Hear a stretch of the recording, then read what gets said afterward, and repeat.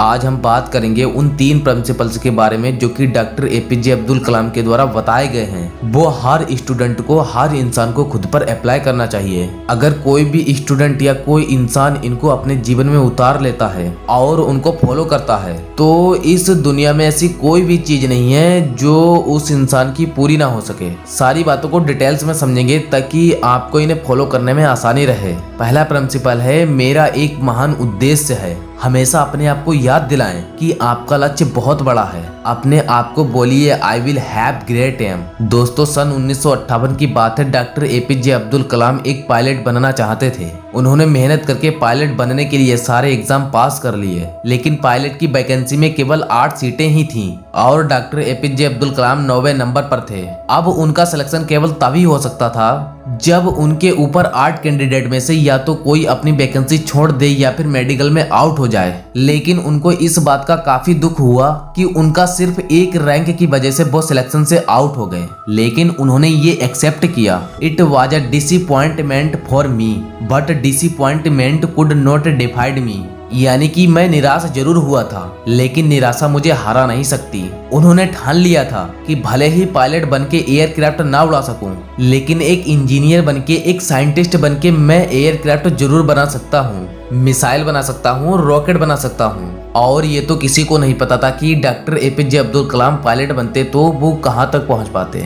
लेकिन उन्होंने इस बात को जरूर साबित किया कि अगर वो पायलट नहीं बन पाए तो उन्होंने रॉकेट और मिसाइल जरूर बना दिए। और भले ही वो इंडियन एयरक्राफ्ट के पायलट नहीं बन पाए, लेकिन राष्ट्रपति बने जो कि तीनों सेनाओं की कमांडर इन चीफ होते हैं और तीनों सेनाओं में आर्मी, नेवी और एयर फोर्स भी होती हैं। दूसरा प्रिंसिपल है, मैं लगातार नॉलेज प्राप्त करता रहूंगा। I will continuously acquired knowledge, यानी कि मैं हमेशा लगातार नॉलेज हासिल करता रहूंगा। डॉक्टर एपीजे अब्दुल कलाम को मिसाइल मैन के नाम से जाना जाता है। वो एक इंजीनियर थे, एक साइंटिस्ट थे। उन्होंने बहुत सारे मिशन को लीड किया और सक्सेसफुल भी रहे। उन्होंने पद्म भूषण, भारत रत्न जैसे हाईएस्ट सिविल अवार्ड भी जीते।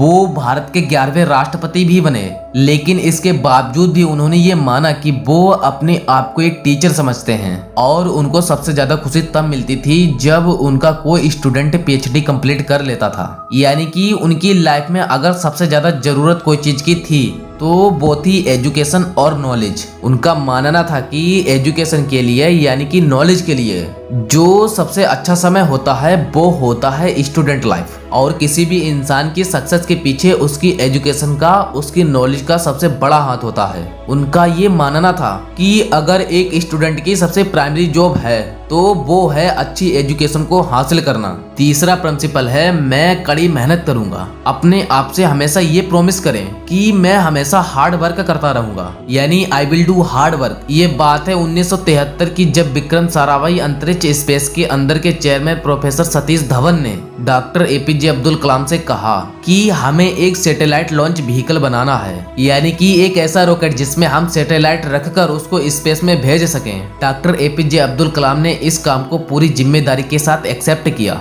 वो इस मिशन व प्रोजेक्ट के डायरेक्टर भी थे, यानी कि पूरी टीम उनके नीचे काम कर रही थी। उनके नीचे 1000 से भी ज्यादा इंजीनियर थे और करीब 10,000 वर्कर थे। इनके अलावा भी ऐसे कई सारे लोग थे जो इनडायरेक्टली इस मिशन से जुड़े हुए थे। इतनी बड़ी टीम को 6 साल का वक्त लगा प्रोजेक्ट शुरू करने से लेकर लॉन्च के दिन तक। 17 अगस्त 1979 इस तारीख को सैटेलाइट लॉन्च का टेस्ट होना था। लॉन्च के 8 मिनट पहले सारा कंट्रोल कंप्यूटर के हाथों में दे दिया गया था, लेकिन उसी वक्त एक इंफॉर्मेशन आई कि लॉन्चिंग में कुछ दिक्कत है। लॉन्च के ठीक 4 मिनट पहले ये डायग्नोस किया गया कि कुछ लीक्स हैं, लेकिन उनकी टीम के जो एक्सपर्ट थे उनकी ये राय थी कि लीक्स के बावजूद भी रॉकेट में इतना सफिशिएंट ऑक्सीडाइजर है कि वो अपना लॉन्च जारी रख सकते हैं। और मिशन लेट होने की वजह से डॉक्टर कलाम को ये डिसाइड लेना पड़ा कि वो रॉकेट को लॉन्च करेंगे। लेकिन लॉन्च के कुछ मिनट बाद ही वो रॉकेट पृथ्वी की कक्षा में न जाकर के बंगाल की खाड़ी में जाकर गिर गया। 6 साल की मेहनत, हजारों लोगों के कई लाखों वर्किंग ओवर, जनता का पैसा और मिशन 2 मिनट में फेल हो गया। ये सब होने के बाद भी डॉक्टर एपीजे अब्दुल कलाम ने अपनी टीम के साथ 1 साल और कड़ी मेहनत करी और प्रोजेक्ट के शुरू होने के 7 साल बाद आखिरकार उन्होंने ये साबित कर दिखाया कि कड़ी मेहनत आपकी असफलताओं को सफलता में बदल सकती है। यानी कि आप हमेशा अपने आप से कहते रहें, I will do hard work. मुझे पक्का यकीन है कि आप अपनी लाइफ में इन तीनों प्रिंसिपल्स का जरूर यूज करोगे। और जितना हो सके इस वीडियो को लाइक करना, शेयर करना और चैनल को सब्सक्राइब करना। Wish you all the best. जय हिंद, जय भारत।